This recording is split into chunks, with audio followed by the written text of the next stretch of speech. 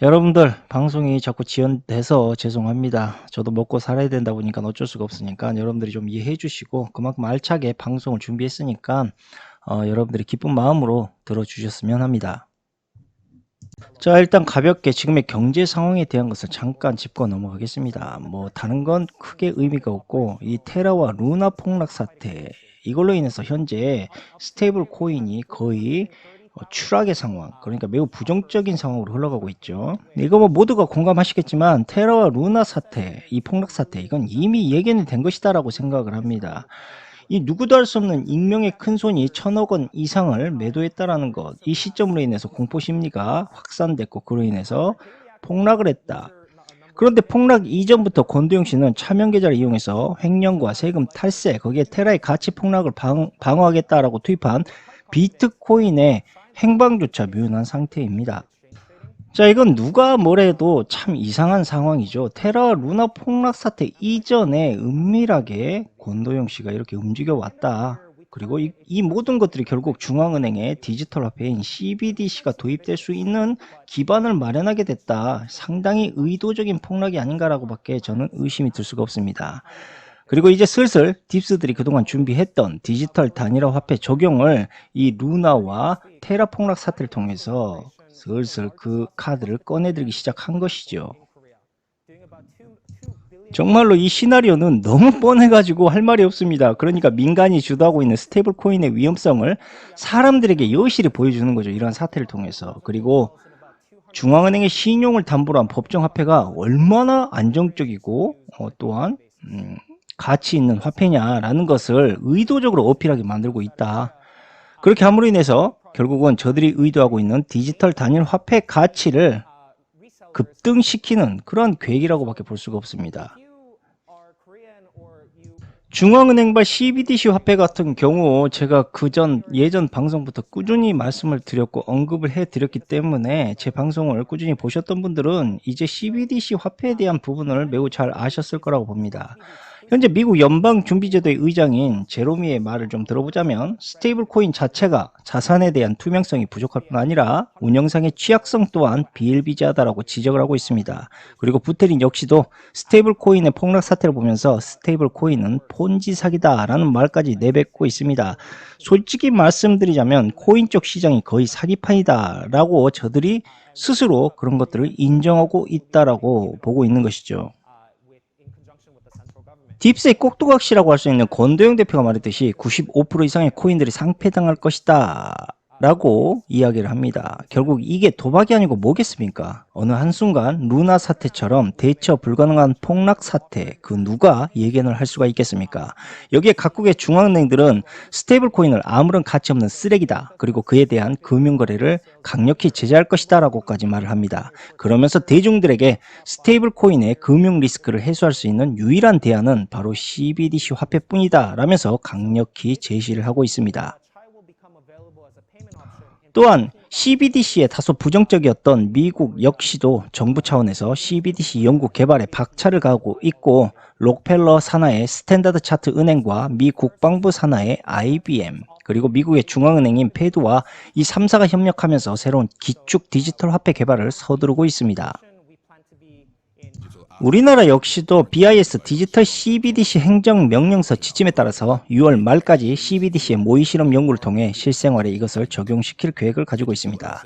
여기에 끝이 아닙니다. 현재 각국 중앙은행들의 디지털 CBDC 화폐 가치를 통합하기 시작하면서 전 세계 무역거래를 CBDC 화폐를 통해 활성화시킬 계획을 가지고 있고, IBM의 전 세계 금융 네트워크라고 할 수 있는 월드와이어 프로젝트와 이것이 연동되면서 환율의 변동폭을 그 즉시 자동적으로 변환 또한 적용시킬 수 있는 시스템마저 현재 개발을 하고 있습니다. 자, 만약에 현재 이들이 추진하고 있는 디지털 단일 화폐가 이제 활성화가 되게 되면 외국에서도 아프리카의 별풍선을 아무런 부담 없이 쏠 수 있는 그러한 송금 시스템이 가능하게 되고, 현재 이것을 이용하고 있는 가장 대표적이고 기초적인 단일 결제 시스템 인프라가 바로 유튜브의 슈퍼챗이다 라고 볼 수가 있습니다. 결국 지금의 인플레이션 문제는 이제 미시적인 경제 현상을 떠나서 미국과 러시아, 우크라이나처럼 국가 수장들의 정치적인 행로로 이제 경제가 움직일 수밖에 없는 시스템이 되고, 이것은 결국 새로운 디지털 화폐를 세상에 적용시키기 위해 경제 리셋의 탄행, 즉 위대한 리셋의 계획을 결코 피해갈 수가 없다라는 것을 반증하고 있습니다. 그리고 더 나아가 미국 경제 역시 침체 그림자를 피해갈 수가 없게 되겠죠. 그중 특히 중국 경제는 2020년보다 대략 10배 이상의 심각한 경기 둔화 현상을 겪게 될 수밖에 없다고 저는 판단을 하고 있습니다. 현재 미국은 자신들의 자국 이익을 위해서 반도체와 전기차 그리고 배터리 등을 한국 기업을 통해서 유치 성공을 했고, 이것은 굳건한 한미동맹이라는 빚 좋은 개살구 같은 허울뿐인 립서비스를 통해서 사실상 바이든이 한국으로부터 삥을 뜯은 것이나 다름이 없죠.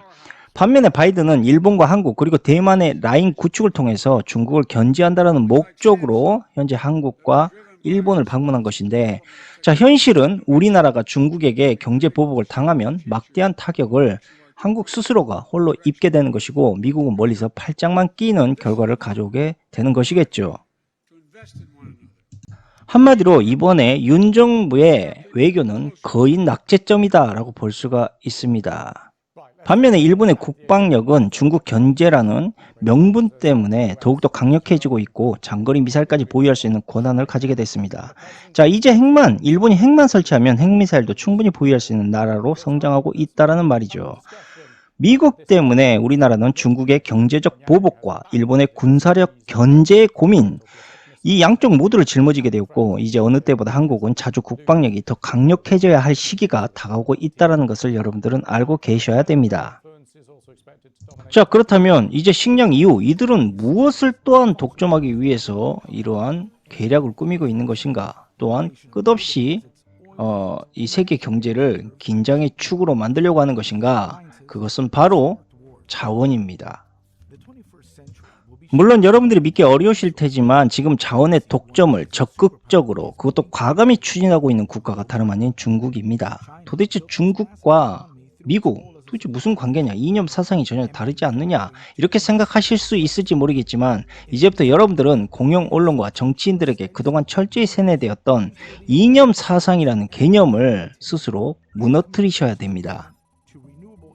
사회주의, 민주주의, 좌파, 우파, 이딴 쓰레기 같은 정치 이념 사상 때문에 여러분들은 분열이 일어나게 됐고, 또한 소중한 자원과 돈, 시간을 빼앗겼습니다. 결국 저들이 그럴싸하게 이야기하고 있는 저러한 모사꾼들이 외쳐대고 있는 저러한 말들은 결국 우리의 모든 것을 빼앗기 위한 사기 행위임을 여러분들이 반드시 깨달으셔야 한다는 거고, 이게 무슨 뜻이냐면 중국도 결국 어느 누군가의 손아귀에서 놀아나고 있는 국가일 뿐이라는 것입니다. 그래서 지금부터 저들의 그 숨은 이야기를 여러분들에게 말씀드리려고 하는 것이고, 지금 이야기하고 있는 이 내용들은 모두 픽션이 아닌 논픽션, 그것을 기반으로 하는 진실이고, 여러분들은 이 이야기를 통해서 이들이 어떻게 지구상의 모든 것을 자신의 것으로 은밀하게 만들어 나갔는지에 대해서 깨닫게 될 것입니다.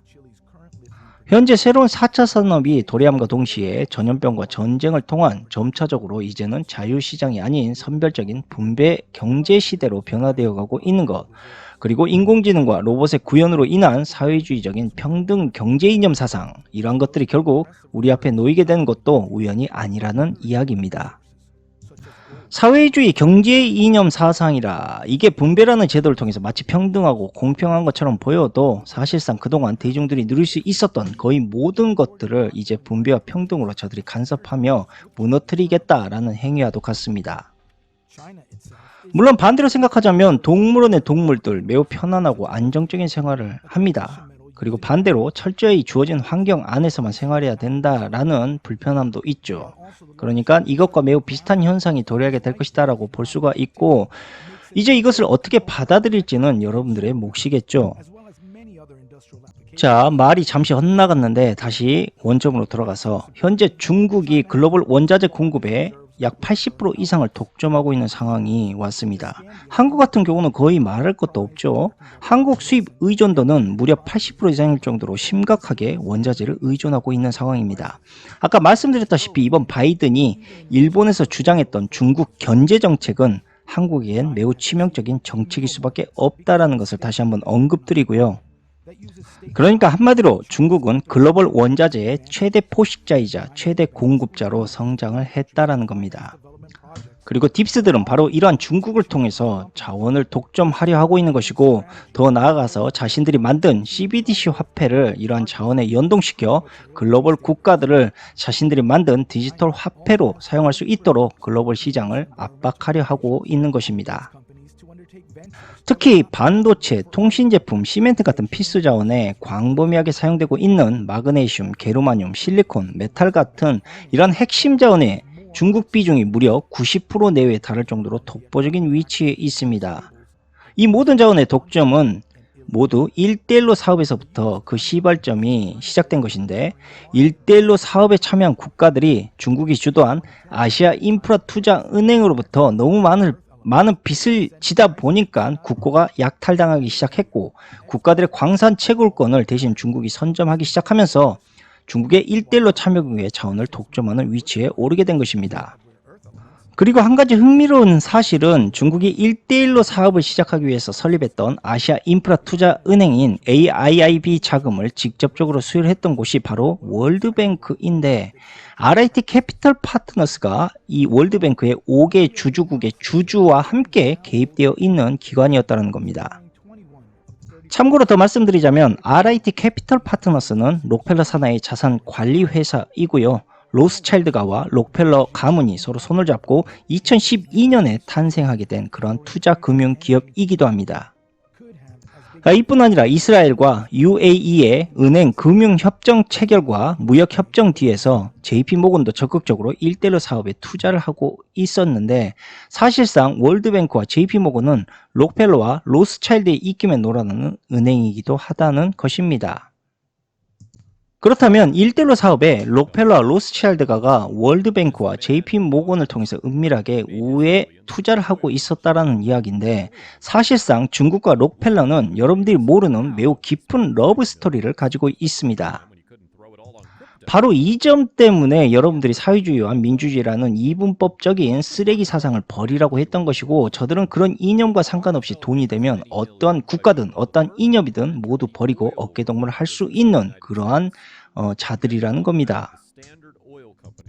그러니 지금껏 언론에서 서방권이 적대국이라고 떠올렸던 러시아와 중국의 관계들, 사실상 이것이 록펠러가 주도하고 있는 금융의 그림자 뒤에 숨어서 서로 어깨동무를 하고 있던 적과의 동침, 아니 우군이었던 셈인 것이죠.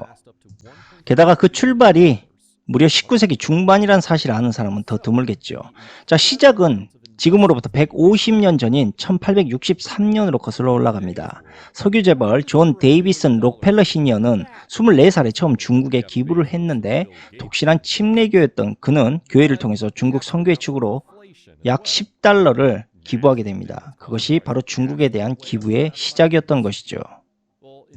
그 후에 나중에 큰 돈을 벌게 된 존 디 록펠러 시니어는 특히 아시아에 관심을 가지기 시작을 했고, 그렇게 눈을 돌렸던 것이 의료 산업이었습니다. 그렇게 19세기 초 록펠러 재단은 마리 키리의 방사선 연구를 적극적으로 지원하면서 마침내 엑스레이를 개발하게 되었고, 이 괴랄할 장비를 낙후된 아시아의 의료 산업에 팔아제끼기 위해 미국을 벗어나 해외로 눈을 돌리기 시작했던 것입니다.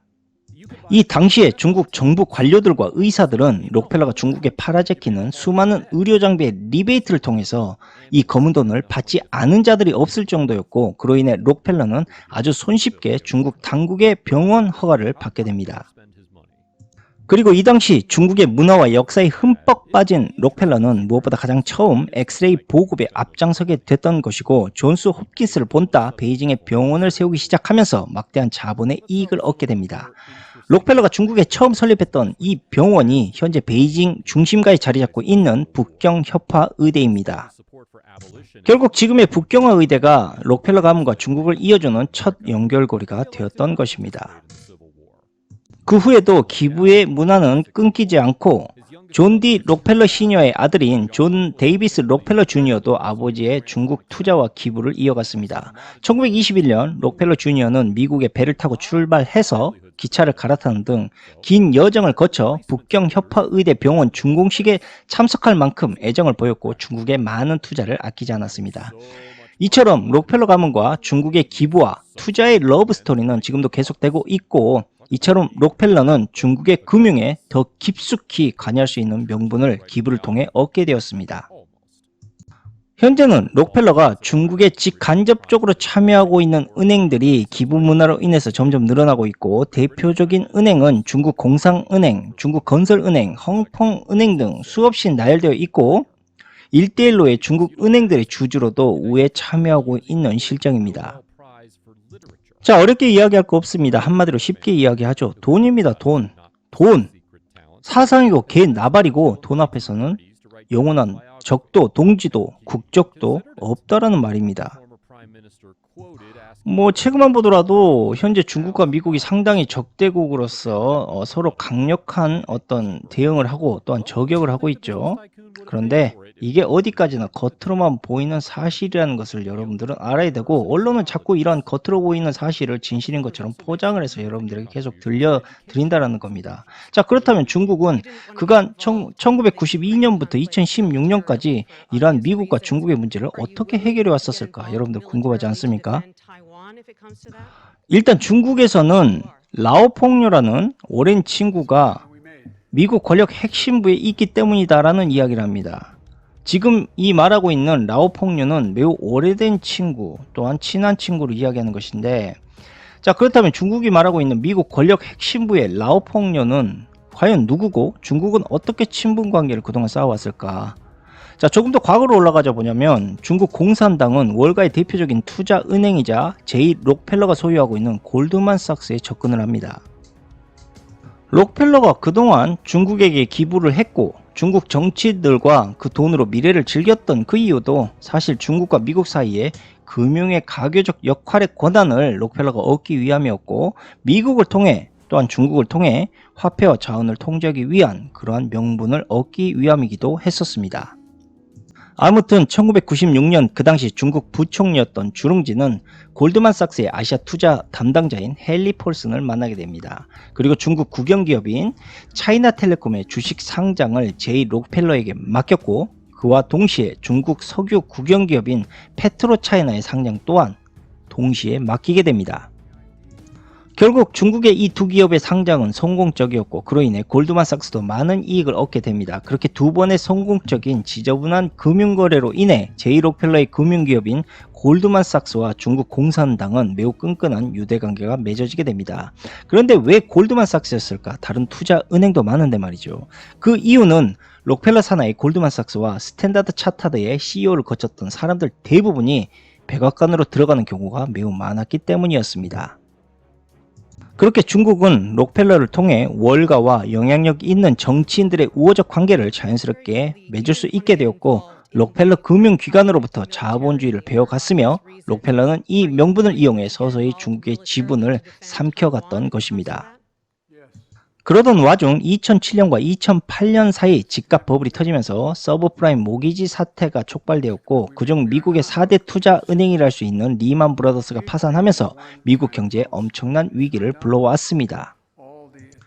그로 인해 미국은 경제적 위기가 찾아오게 됐고, 이로 인해 전 세계가 피해를 입었으면 물론 중국의 침체된 경기를 부양하기 위해서 록펠러와 골드만삭스는 중국 정부와 함께 약 750조 원 상당의 경기 부양책을 펼치게 됐고, 2008년 이후 록펠러는 중국 내 오랜 내력의 기부 문화의 명성을 앞세우기 시작하면서 중국 내 거의 모든 금융권의 경영 지분마저 껄끄럼 없이 얻게 되었던 것입니다.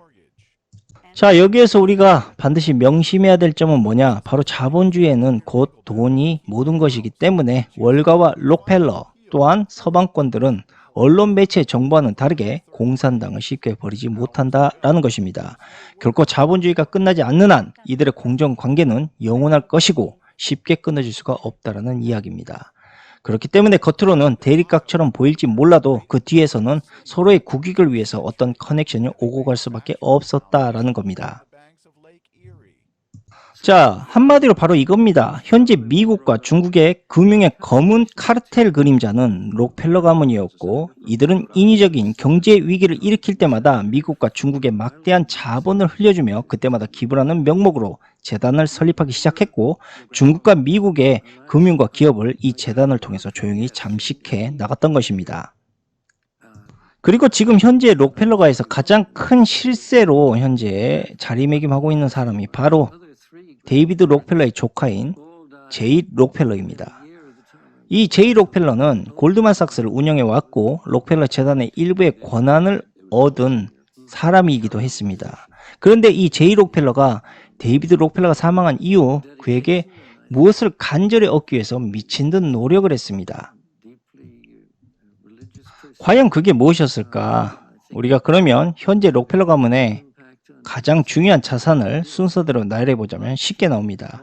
일단 록펠러 재단과 JP모간 체이스, 액션 모빌 그 산하의 대학교들이 쭉 나열됩니다. 그리고 당연한 말이겠지만 이 중에서 가장 중요한 것이 바로 록펠러 재단이죠. 그 이유가 뭐냐면 록펠러가는 바로 록펠러 재단을 통해서 JP모간 체이스를 소유하고 있었고 JP모간 체이스는 FRB의 실질적인 대주주입니다. 한마디로 록펠러 재단을 통해 미국의 패드를 소유하고 있었다라고 보시면 되고 JP모건 같은 경우는 특히 중국의 1대1로 추진에 있어서 가장 핵심적인 은행이랄 수 있는 중국 자오상은행의 지분과 합작자산 운용사를 경영하면서 1대1로 사업에 투자를 해왔습니다. 그렇기 때문에 제이 록펠러가 가장 탐내하는 것은 록펠러 재단일 수밖에 없고 이 록펠러 재단은 결국 1대1로 사업에 간접적으로 투자를 하고 있는 기업이다라고 볼 수 있습니다. 그리고 록펠러 재단을 통해서 현재 지금의 자원들이 하나 둘 독점되어 가고 있다는 점도 우리가 충분히 의심을 해봐야 된다는 말이죠. 우리가 보고 있는 1대1로 사업은 대략 이렇습니다. 1대1로 사업이 성공을 하느냐 실패를 하느냐 이게 중요한 부분이 아니죠. 1대1을 통해서 막대한 부채가 만들어지고 있고 이 가입한 협력한 국가들이 말이죠. 그리고 그것을 통해서 자원을 빼앗아 오고 있다는 게 핵심이라는 겁니다. 1대1로 사업은 그 성공 여부를 떠나서 이들이 의도적으로 자원을 빼앗기 위한 그러한 계략의 함정이었다라고 봐도 우리가 충분히 이해할 수 있는 점이라는 거죠. 자, JP모건뿐 아니죠. 현재 록펠러 재단이 소유한 기업을 우리가 쭉 나열해보자면 액션모빌, US스틸, 쉐브론 텍사코, 맥도널드 글라스, 록히드 마틴, 카길, 몬산토, 듀폰, 로슈, 신제타, 다우케미칼, 뉴욕타임즈, 워싱턴 포스트, LA타임즈, CNN, NBC, CNBC, ABC, 하버드 대학, 시카고 대학, 프리스턴 대학, 록펠러 대학, 컬럼비아 대학 등 뭐 이 밖에도 수없이 록펠러 재단 안에서 움직이고 있는 자사 기업들이 엄청나게 많습니다. 아무튼 록펠러 재단은 이러한 수백 가지의 기업들을 손아귀에 놓고 있고 이 기업들을 통해서 미국 GDP의 약 50% 이상의 수익을 매년 올리고 있다는 겁니다. 그리고 이 돈들이 바로 중국을 통한 록펠러 재단의 오랜 기부 문화 명분 그리고 그 재단의 설립으로 인해서 중국과 1대1로 사업이 꾸준히 수혈되고 있는 상황이라는 거죠. 이처럼 미국 캠프촌이 생겨날 만큼 심각할 정도의 빈부 격차를 초래할 정도의 엄청난 자본을 빨아들이는 암덩어리 같은 록펠러 재단. 이 록펠러 재단이 미국에 존재하는 한 미국 재정 적자는 어찌 보면 당연한 결과물일지도 모릅니다. 그렇다면 여기에서 한 가지 의문이 듭니다. 왜 록펠러는 자신들의 기업을 직접적으로 운영하지 않고 록펠러 재단 그리고 중국의 새로운 재단을 설립하면서 그들의 계획을 추진하고 있는 것인가? 그 이유는 매우 간단합니다. 첫 번째로 재단들이 세금을 한 푼도 내지 않는다라는 겁니다. 쉽게 말해서 미국 재단들은 35% 지분 상한선만 잘 지켜내면 말 그대로 세금 한 푼 안 내고 기업을 소유할 수 있다라는 이야기죠. 그리고 또 한 가지, 재단은 상속세조차도 내지 않고요. 상호 출자 형태로도 주식을 소유하고 있기 때문에 매우 자유로운 양도가 가능하다라는 겁니다. 이런 혜택을 받으면서도 록펠러 재단에서는 미국의 기업들의 가장 큰 비중의 영업이익과 배당금을 고스란히 챙겨갑니다. 이것은 록펠러 재단뿐 아니라 모간 재단, 카네기 재단 등도 다 똑같은 시스템으로 되어 있습니다. 또한 미국의 금융산업이 미국에서 차지하는 비중이 매우 높기 때문에 조세 회피 지역에서 회사를 설립해서 헤지 펀드들이 세금을 적게 내게 만들고 있고 과거 구글도 이 같은 방법으로 조세 회피처에서 세금 회피를 시도한 적이 있었습니다. 그리고 최근에 로스차일드가와 록펠러가 서로 새로운 금융권의 인프라를 위해서 손을 잡은 사실이 있지 않습니까? 이 부분도 결국은 우리가 따라 올라가다 보면 식량이 나오고 자원의 독점이 나옵니다. 결국 자신의 혼자 힘으로서 이룩할 수 없는 부분을 거대한 두 거부가 힘을 합쳐서 이러한 시스템을 만들어 나가고 있다라고 밖에 우리가 볼 수가 없는 것이죠. 끝으로 다시 한번 또다시 강조드리지만 돈이 모든 것인 자본주의에서 사회주의와 민주주의, 이러한 이념 사상 따위는 아예 존재하지 않습니다. 돈이 모든 것을 만들고 적과 친구도 만들어냅니다. 한마디로 분배와 평등 그리고 기부를 내세우는 척 하면서 이들은 오히려 권력과 부의 독점을 자신들의 손아귀에 집중시키고 있는 것이죠. 이것이 바로 딥스들이 그간 수없이 분배와 평등을 외쳐댔던 새로운 신세계의 이면이었고, 록펠러와 로스차일드가 손을 잡고 수많은 재단 설립을 통해서 이제 식량과 자원을 독점하고 있었다는 사실을 여러분들에게 다시 한번 언급드리면서 오늘 방송은 여기서 마치도록 하겠습니다. 감사합니다.